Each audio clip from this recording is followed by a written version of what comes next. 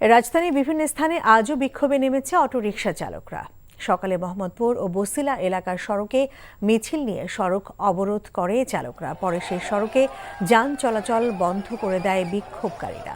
রাজধানীর সড়কে অটোরিকশা বন্ধের প্রতিবাদে গত কয়েকদিন ধরেই বিক্ষোভ করছেন রিকশা চালকরা। সড়ক অবরোধের কারণে বসিলা মোহাম্মদপুর সড়কে যান চলাচল বন্ধ হয়ে যায়। এতে অফিস ও স্কুলগামীরা দুর্ভোগে পড়েন। এদিকে রাজধানীর প্রেস ক্লাব এলাকায়ও বিক্ষোভ করছে অটোরিকশা চালকরা।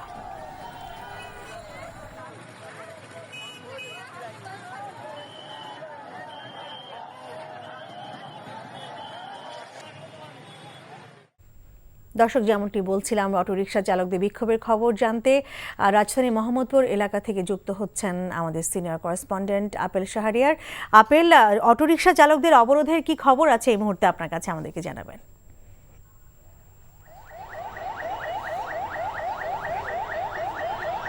ব্যাটারি চালিত অটোরিকশা চলাচলের দাবিতে আজও রাজপথে নেমেছে চালকরা।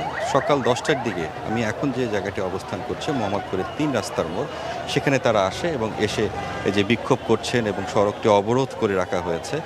কয়েকজনের সঙ্গে কথা বললাম যে আপনাদের এই যে দাবি দেওয়াগুলো তো দীর্ঘদিনের, কেন সরকারের সঙ্গে বা যেসব মহলের সাথে আপনারা যোগাযোগ করছেন, কেন তারা আপনাদের এই দাবিগুলো মেনে নিচ্ছেন না? তাদের কয়েকটি কষ্টের কথার মধ্যে একটি হচ্ছে যে তাহলে কেন অটোরিকশা এগুলো বিক্রি করা হচ্ছে, কেন তাদের হাতে তুলে দেওয়া হলো? তারা কষ্ট করে এই রিক্সাগুলো চালাচ্ছেন, তাদের জীবিকা নির্বাহের একমাত্র এই ব্যবস্থার মাধ্যমেই তারা জীবিকা নির্বাহ করছেন, তাহলে তারা কোথায় যাবেন? কয়েকদিন আগে তারা একটি সংবাদ সম্মেলনের মাধ্যমে দাবি জানিয়েছেন যে হাইকোর্ট থেকে যে আদেশ দেওয়া হয়েছে যে সড়কে আর ব্যাটারি চালিত রিক্সা চলাচল করতে পারবে না, সেটি তার প্রত্যাহারের দাবি জানিয়েছেন। এবং একটা নীতিমালা যদি করা হয় যে কিভাবে তারা কোন কোন সড়কগুলোতে যেতে পারবেন, কোথাও যেতে পারবেন না, বা তাদের লাইসেন্সের ব্যবস্থা যদি করা হয় তাও সুবিধা হয়। তারা বলছেন যে অবিলম্বে সরকার যাতে তাদের দাবিগুলো মেনে নেন। এবং আজকে যে রাজপথ অর্থাৎ তারা যে সড়ক অবরোধ করছেন, এই যে মোহাম্মদপুরের 3 রাস্তার যে মোড় সেটিই নয়, আমি খবর পেলাম যাত্রাবাড়িতেও তারা নেমেছে, উত্তরার দিকেও তারা সড়ক অবরোধ করে বিক্ষোভ করছেন। তবে দাবি দেওয়াগুলো একটাই, যে যদি কোনো ইতিবাচক কোনো যদি সমাধানের পথ যদি সরকার থেকে তারা আশ্বাস না পান, তাহলে তাদের এই আন্দোলন তারা চালিয়ে যাবেন, কোনোভাবেই এখান থেকে তারা সরবেন না। অর্থাৎ সকাল 10টা থেকে এই যে ব্যস্ততম যে একটি সড়কটি 3 রাস্তার মোড়, জানেন যে রাজধানীর প্রবেশ পথেও যদি মুখ বলি আমি, গাবতলী দিয়েও কিন্তু এদিক দিয়ে আসলে এই পথ দিয়ে কিন্তু যান চলাচলগুলো করে। তো 10টার পর 2 ঘন্টা হয়ে গেল এই রাস্তাটি বন্ধের কারণে কিন্তু তীব্র যানজটের সৃষ্টি হয়েছে। আর জনভোগান্তি তো হচ্ছেই, অনেকেই বাধ্য হয়ে পায়ে হেঁটেই তাদের গন্তব্যের দিকে যাচ্ছেন। তবে আমি সকাল থেকে এখানে আছি, তবে যেটা দেখলাম যে পুলিশের ভূমিকা খুব একটা ইতিবাচক না। ইতিবাচক বলতে আমি যেটা বলছি যে তাদের সঙ্গে যে আলোচনা করবে সেটি আমি আসলে দেখতে পাইনি। অর্থাৎ 2 ঘন্টা পর তারা এই মোড়টিতে এসছে এবং এখন তারা এখানে অবস্থান নিয়ে তাদের সঙ্গে কথা বলার চেষ্টা করছে। সব মিলে আন্দোলন যারা করছেন একটাই দাবি, তাদের ইতিবাচক যদি কোনো সমাধানের পথ তাদেরকে যদি আশ্বাস যদি তারা না পান, তাহলে তারা এই রাজপথ ছাড়বেন না, তাদের আন্দোলন চালিয়ে যাবেন।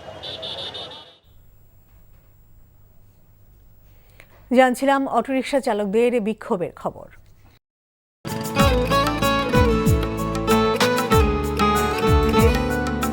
আপনার নামটা?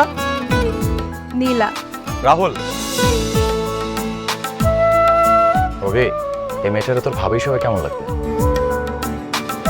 আপনাকে না বলছে আমাকে ফলো না করতে? ফলো কেন করতেছিলেন? আপনাকে দেখতে ইচ্ছে করে আমার, আপনার সাথে কথা বলতে ইচ্ছে করে। আমি কি করবো ঠিক বুঝতে পারছি না। ওরে বাবা, ওই মেয়ে, অথচ তারে তুমি চিনো না? হ্যাঁ, কি মায়ায় তাকাও তুমি, একটু দেখে চোখের খেয়াল, তোমায় দেখার তৃষ্ণা ভীষণ।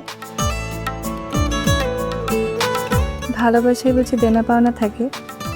অবশ্যই থাকে, ভালোবাসা সবকিছু থাকে।